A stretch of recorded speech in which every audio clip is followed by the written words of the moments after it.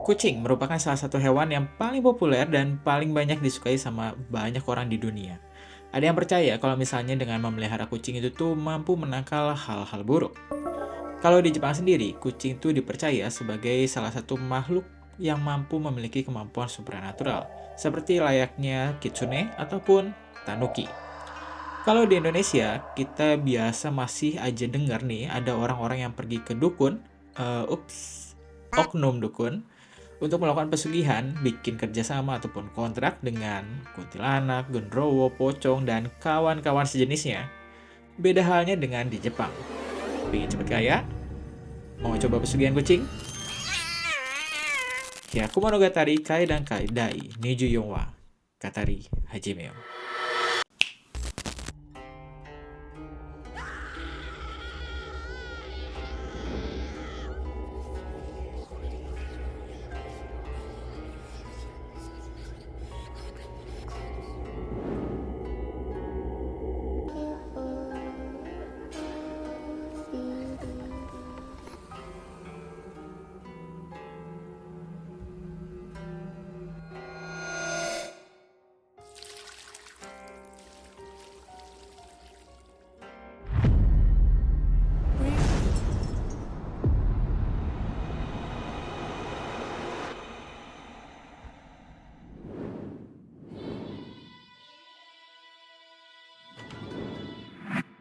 Kayak yang tadi udah dibahas di awal, kalau misalnya kucing itu tuh di Jepang sendiri dianggap sebagai salah satu makhluk yang memiliki kemampuan supranatural. Dan itu tuh udah jauh dari zaman dahulu kala.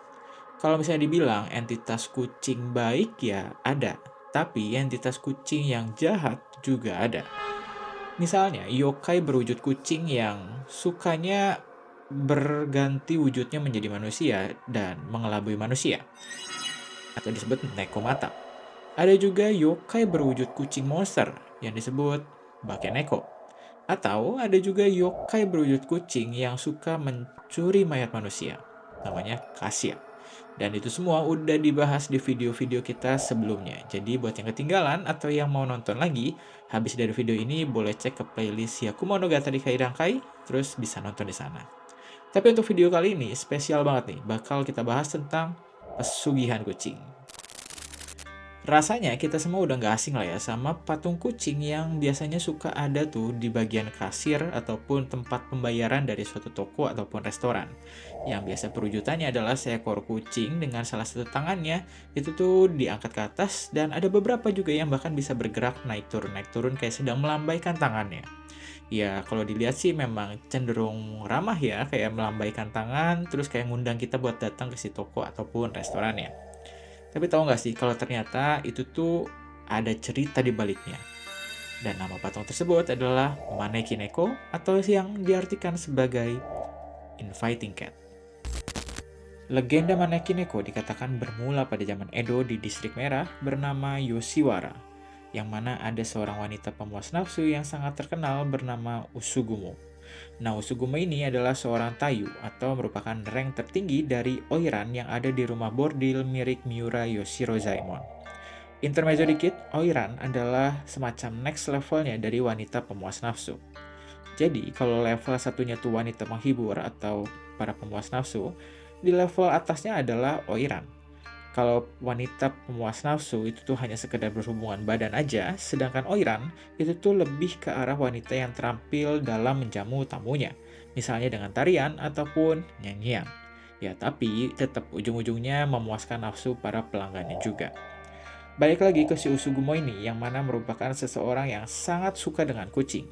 Dia memelihara seekor kucing jenis Tortoise Shell Cat yang selalu dia bawa kemanapun dia pergi. Intinya bisa dibilang Usugumo ini tuh sangat mencintai kucingnya. Sampai ada rumor yang mengatakan kalau Usugumo itu tuh dirasuki atau dikutuk oleh seekor kucing. Suatu hari Usugumo pergi ke pemandian di rumah bordilnya tersebut. Entah kenapa di hari itu tuh kucing peliharanya aneh banget. Tiba-tiba jadi kelingi parah nempel terus sama si Usugumo. Usugumo yang mau mandi pastinya berusaha melepaskan diri dari si kucing karena kan ya dia perlu buka baju dan gak mungkin juga kucingnya dibawa ke tempat pemandian umum dan nyemplung di kolamnya bareng kan. Saat makin pingin dilepas, kucingnya tuh malah semakin menggila. Dia tuh mulai mengeong dengan keras, dia berhenti-berhenti sampai mencakar dan menyerang Usugumo. Sang pemilik rumah bordil yang melihat hal tersebut langsung tanpa pikir panjang menarik pedangnya dan mengayunkannya ke arah si kucing.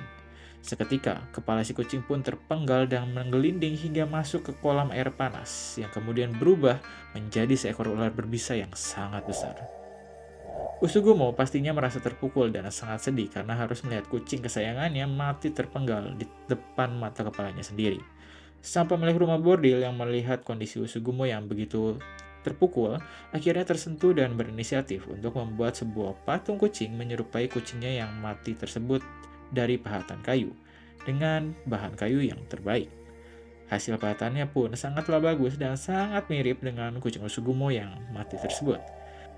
Melihat hasil jadi patung kucing tersebut, Usugumo pun sangat senang dan mulai bisa kembali lagi ceria. Si patung kucing itu pun diletakkan di rumah bordil tersebut dan dari situlah mulai banyak orang yang melihat dan menginginkan patung kucing tersebut. Tapi karena nggak dijual, jadi ya tetap aja si patung kucing itu tuh ada di rumah bordil tersebut dan malah menarik makin banyak perhatian orang yang melihatnya. Semakin lama, semakin banyak orang yang menginginkan patung kucing tersebut hingga akhirnya mulailah para pengrajin kayu membuat patung kucing yang serupa dan menjualnya di Asakusa Market. Yang bahkan hingga saat ini masih banyak dijual di Jepang dengan berbagai ukuran dan jenis yang juga sangat populer di seluruh dunia. Selain cerita Usugumo dan kucingnya itu, ada juga cerita Maneki Neko yang mengatakan kalau Gotokuji Temple adalah tempat lahir dari Maneki Neko. Dikisahkan pada Kang Ei era di zaman Edo dulu ada seorang pemuda bernama I Naotaka. Diselamatkan oleh seekor kucing. Jadi pada saat itu langit dipenuhi awan hitam dan petir di mana-mana. Semacam kondisi yang akan datang badai besar. Di tengah kebingungan yang mencari tempat berlindung, dia melihat seekor kucing di pinggir jalan yang seakan menarik Naotaka untuk pergi mengikutinya. Naotaka pun mengikuti si kucing hingga sampailah di Gotokuji Temple. Dan benar aja, pas sampai di sana hujan langsung seketika turun. Di kuil tersebut, Naotaka disambut hangat oleh sang pendeta kuil dan dipersilahkan untuk berteduh menunggu hujan reda. Naotaka pun sangat berterima kasih kepada pendeta kuil dan si kucing yang telah memandunya hingga sampai ke kuil tersebut dan bisa berlindung dari hujan badai di luar. Berjalannya waktu, Naokata ternyata malah menjadi keluarga kuil yang menjaga dan mengelola Gotokuji Temple. Dan dari cerita kucing yang menyelamatkannya juga memberikan keberuntungan untuk Naotaka, hingga dibuatlah sebuah patung kucing yang juga dipajang di Gotokuji Temple. Gotokuji Temple sendiri itu tuh ada di kota Hikone, yang mana hingga saat ini nama marga I dari Inotaka itu tuh masih sangat dihormati. Di kota Hikone juga ada yang namanya Hikone Castle, yang mana merupakan sebuah rumah dari keluarga besar marga I. Saking eratnya hubungan I Naotaka sama si kucing penolongnya, bahkan nih, maskot dari kota Hikone merupakan seekor kucing yang diberi nama Hikonyan. Dari sekian banyaknya cerita folklore Maneki Neko, ya meskipun ceritanya disebut folklore atau ya mungkin sekedar cerita belaka, tapi masih banyak loh ternyata masyarakat Jepang yang percaya kalau dengan memelihara kucing itu tuh bisa membawa hal-hal positif ke dalam kehidupannya. Misalnya, dengan memelihara kucing itu tuh bakal berdampak baik ke sisi finansialnya. Atau dengan memelihara kucing yang sepenuh hati, terus ngasih dia kasih sayang, itu tuh bakal bisa membawakan kesehatan untuk si pemiliknya. Kalau menurut kalian, ada ngaruhnya nggak guys? Fun fact sedikit atau sad fact kali ya. Kebanyakan orang di dunia ini kan nganggap kalau Maneki Neko ya kucing keberuntungan yang berasal dari Cina ataupun bahkan Vietnam. Tapi ya sebetulnya nggak dari sana sih, karena kayak tadi dibilang ya jauh di zaman dahulunya memang sejarah Maneki Neko ini tuh ya dari Jepang lahirnya. Jadi bukan dari Cina ataupun dari Vietnam. Nah, kalau yang kali ini beneran fun fact nih ya guys ya. Jadi tau lah ya kalau misalnya Maneki Neko itu kan kayak tadi dibilang salah satu tangannya pasti ada yang naik, terus akan melambaikan tangan goyang-goyang gitu lah ya. Ada yang tangan kirinya dan ada yang tangan kanannya naik. Kebalik, tangan kirinya yang naik ataupun tangan kanannya yang naik. Dan ternyata di balik itu tuh ada maknanya. Jadi ada versi yang mengatakan kalau misalnya tangan kiri yang naik, itu tuh maknanya untuk menarik pelanggan supaya lebih banyak datang. Kalau tangan kanannya naik, itu tuh untuk menambah kekayaan dari si pemiliknya. Di versi yang lainnya ada yang bilang kalau misalnya yang kiri yang naik itu tuh untuk menambah kekayaan si pemiliknya, sedangkan kalau tangan kanan yang naik itu tuh untuk memberikan keharmonisan kepada si keluarga pemiliknya. Kira-kira menurut kalian ada lagi nggak yang makna lainnya? Coba komen di bawah. Di zaman sekarang ini, bentuk dari patung manekin Neko itu juga udah mengikuti perkembangan zaman. Jadi bukan yang bentukannya dari pahatan kayu ataupun dari keramik gitu. Tapi ya sekarang ini udah macem-macem banget bentukannya. Ya dari berbagai ukuran dan berbagai variasi jenis pastinya ya. Ada yang misalnya dalam bentuk figur, ada yang dalam bentuknya kayak patung-patung kecil, ada juga yang bentuknya jadi semacam strap handphone ataupun gantungan kunci. Ya, pada intinya, apapun bentukannya, intinya kan manekin Neko itu tuh dianggap sebagai salah satu simbol yang mana menjadikan harapan untuk datangnya suatu hal baik. Kayak misalnya nih, kalau misalnya manekin Neko ditaruh di area kasir, berarti kan harapannya bisa mendatangkan pelanggan atau memperlancar si usahanya. Kalau misalnya ditaruh di rumah sakit, berarti diharapkan bisa membawakan kesehatan. Kalau misalnya untuk mendatangkan jodoh, ditaruh di mana coba? Intermezzo dikit, tahu nggak sih kalau misalnya di Jepang itu tuh ada boneka Daruma. Boneka Daruma yang bentukannya kayak gini. Warna dari boneka Daruma ini juga macam-macam dan di tiap warnanya ada maknanya tersendiri. Hal ini juga sama kayak patung manekin Neko, yang mana di setiap warna dari patung manekin Neko itu tuh punya maknanya tersendiri. Misalnya, untuk warna putih, itu tuh melambangkan harapan akan datangnya keberuntungan atau peruntungan yang baik. Ada juga warna hitam, itu tuh melambangkan harapan akan menghalaunya hal-hal yang negatif seperti kesialan ataupun kemalangan. Kemudian ada warna merah, yang mana melambangkan akan harapan kesehatan. Ada juga yang warna emas ataupun warna kuning, yang artinya melambangkan harapan akan kekayaan ataupun keberuntungan baik dari sisi finansial.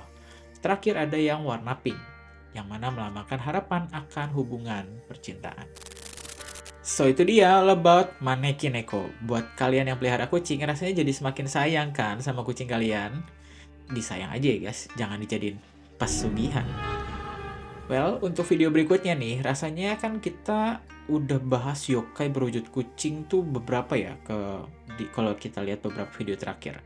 Rasanya nggak akan komplit kan kalau misalnya kita nggak bahas tentang yokai tikus. Dan beneran ada yokai tikus yang menarik banget ceritanya untuk kita bawain. Untuk nextnya nih, pastinya akan gue bawain ke si yokai tikus ini nih ceritanya. Tapi untuk berikut-berikutnya, barangkali ada yang mau ngasih rekomendasi atau ada yang punya ide apa, mau dikoreksi ataupun ditambahin dari video kali ini juga boleh banget. Tulis aja di kolom komen biar bisa sharing-sharing dan kita jadi belajar bareng. Seperti biasa, template YouTuber udah pada hafal lah ya. Tolong bantu di subscribe, di like, terus di komen, dan di share juga ya guys. Pokoknya cerita Hyakumonogatari Kaidankai ini kan masih panjang banget dan harus kita selesain bareng-bareng. By the way, gue upload setiap hari Rabu dan juga hari Jumat malam. Jadi jangan sampai ketinggalan karena cerita menarik lainnya pastinya masih menunggu. So thank you guys for watching. Hope you guys like the video and see you on the next yokai story.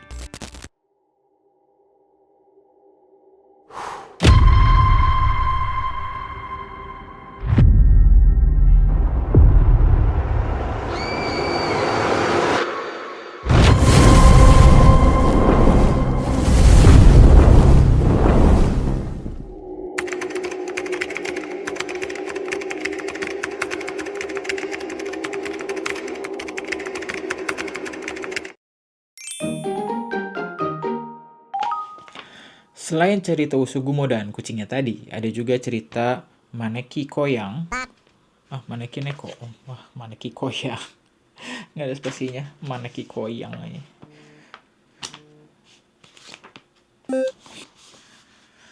Sebenarnya masih banyak banget sih cerita ataupun ya folklore terkait dari Maneki Neko ini. Cuma ya kalau diceritain semua, sebenarnya masih banyak banget cerita dari